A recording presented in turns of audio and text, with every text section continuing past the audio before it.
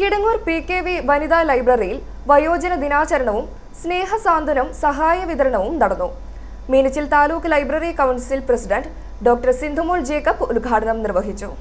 Library president V Geetha അധ്യക്ഷത വഹിച്ചു.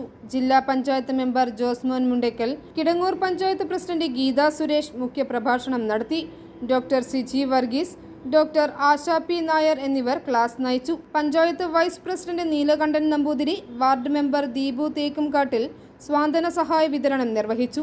Health inspector Santhosh Kumar, secondary palliative nurse Priya Gopan, library രക്ഷാധികാരി NS Gopalakrishnan Nair, Radhakrishna Kurup, PG Leela teacher, library സെക്രട്ടറിയും community നഴ്സുമായ VS ഷീലാറാണി, ലൈബ്രറിയൻ ജ്യോതി സിനു, ജയചന്ദ്രൻ, മറ്റ് ആരോഗ്യ പ്രവർത്തകരും ലൈബ്രറി പ്രവർത്തകരും നേതൃത്വം നൽകി. മാർസ്ലീവ കോളേജ് ഓഫ് നഴ്സിംഗ് വിദ്യാർത്ഥികൾ അവതരിപ്പിച്ച വിവിധ കലാപരിപാടികളും നടന്നു. i4e news, Ettumanoor.